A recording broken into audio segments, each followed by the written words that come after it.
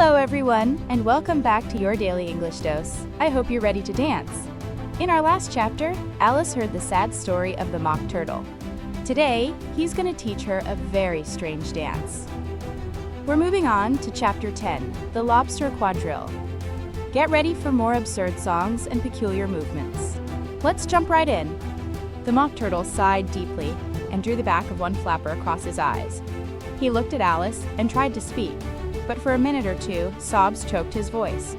"Same as if he had a bone in his throat," said the griffin, and it set to work shaking him and punching him in the back.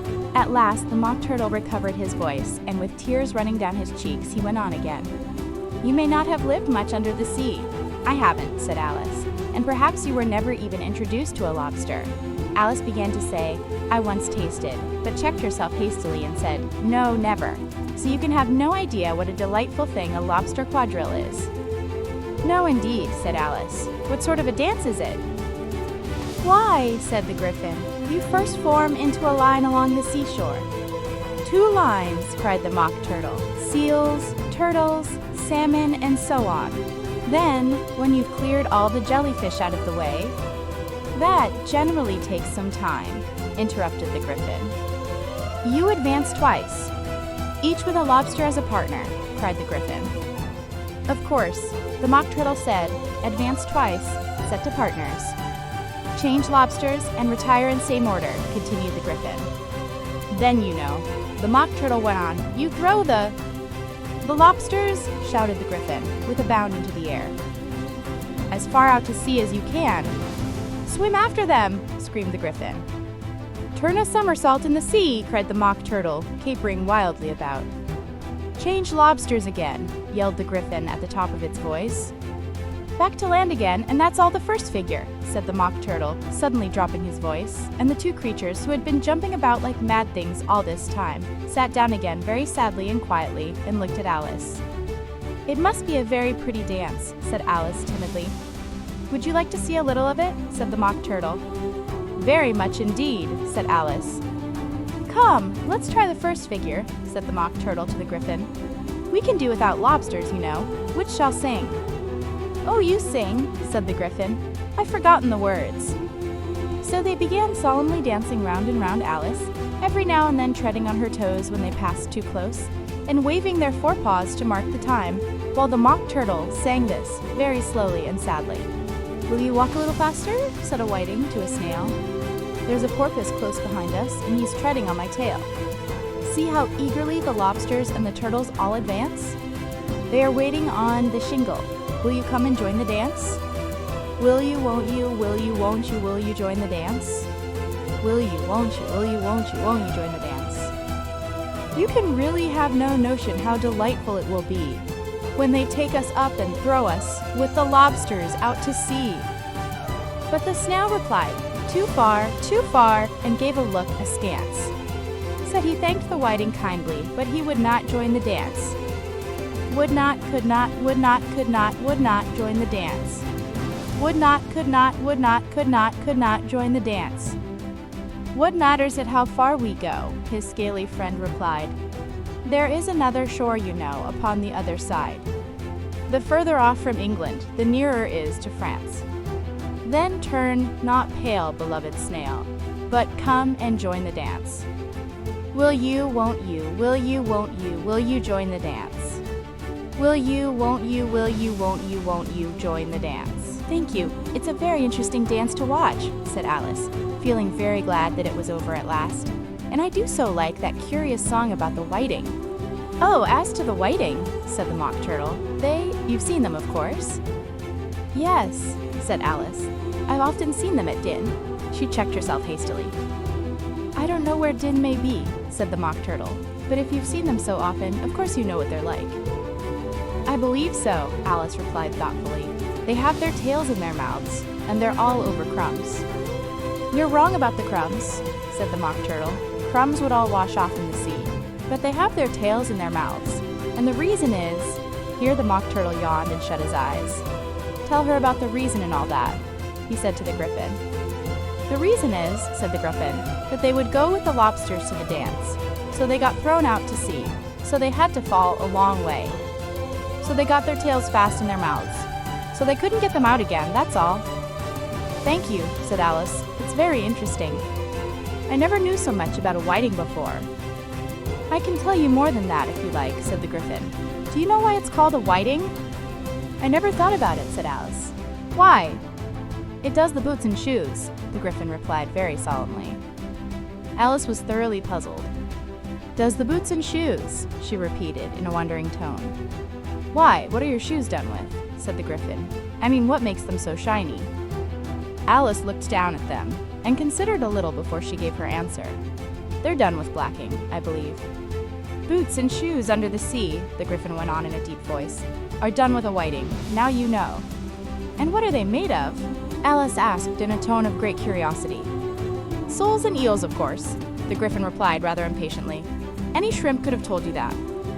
If I'd been the whiting, said Alice, whose thoughts were still running on the song, I'd have said to the porpoise, keep back, please. We don't want you with us. They were obliged to have him with them. The Mock Turtle said, no wise fish would go anywhere without a porpoise. Wouldn't it really? Said Alice in a tone of great surprise. Of course not, said the Mock Turtle. Why, if a fish came to me and told me he was going a journey, I should say, with what porpoise? Don't you mean purpose? Said Alice. I mean what I say, the Mock Turtle replied in an offended tone. And the Griffin added, come, let's hear some of your adventures.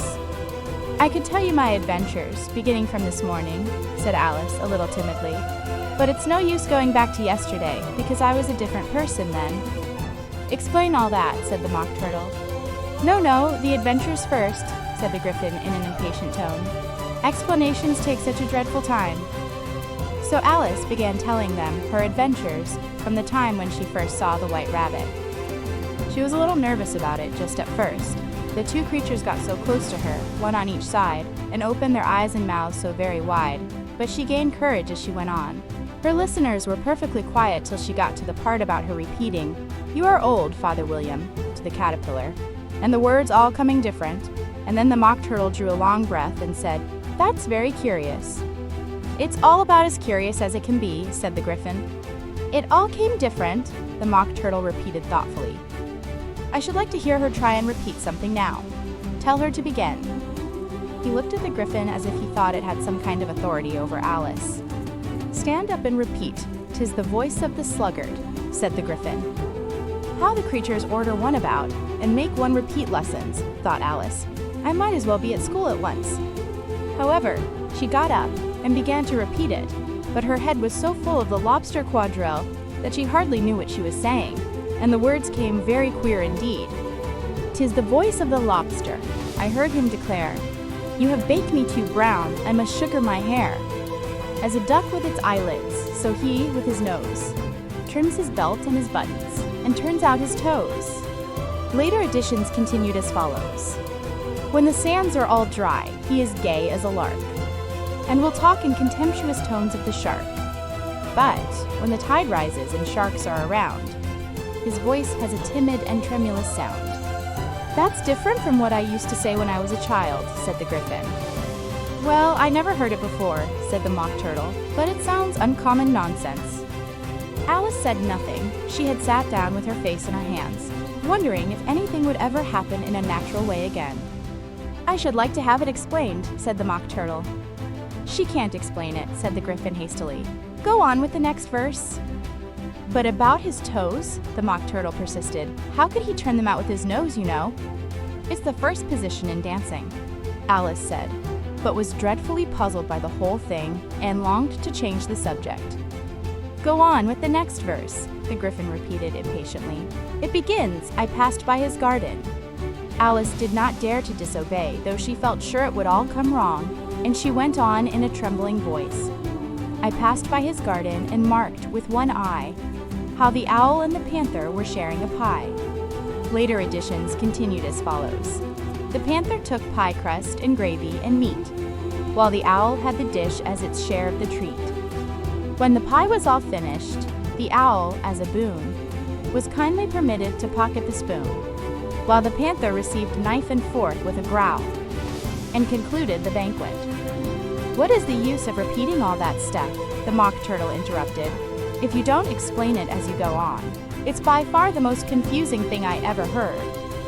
Yes, I think you'd better leave off, said the Griffin, and Alice was only too glad to do so. Shall we try another figure of the Lobster Quadrille, the Griffin went on, or would you like the Mock Turtle to sing you a song? Oh, a song please, if the Mock Turtle would be so kind, Alice replied, so eagerly that the Griffin said in a rather offended tone, no accounting for tastes. Sing her, Turtle Soup, will you, old fellow? The Mock Turtle sighed deeply and began, in a voice sometimes choked with sobs, to sing this. Beautiful soup, so rich and green, waiting in a hot tureen. Who for such dainties would not stoop? Soup of the evening, beautiful soup. Soup of the evening, beautiful soup. Bo, ootiful soup. Bo, ootiful soup, oop. Sue, oop of the evening. Beautiful, beautiful soup. Beautiful soup. Who cares for fish, game, or any other dish? Who would not give all else for 2p? Any worth only of beautiful soup. Pennyworth only of beautiful soup? Bo, ootiful soup, oop. Bo, ootiful soup, oop. Sue, oop of the evening. Beautiful beauty, ful, soup. Chorus again, cried the Griffin, and the Mock Turtle had just begun to repeat it, when a cry of, "The trial's beginning!" was heard in the distance. "Come on!" cried the Griffin, and, taking Alice by the hand, it hurried off, without waiting for the end of the song. "What trial is it?" Alice panted as she ran, but the Griffin only answered, "Come on!" and ran the faster, while more and more faintly came, carried on the breeze that followed them, the melancholy words. Sue, oop of the evening. Beautiful, beautiful soup. And that brings us to the end of chapter 10. That was certainly the most confusing and difficult dance Alice has ever tried to learn. What do you think of the Lobster Quadrille? Let me know in the comments below. Don't forget to give this video a thumbs up if you enjoyed it, and subscribe to your daily English dose so you don't miss the next chapter of Alice's Adventures in Wonderland. Thanks for watching, and see you next time!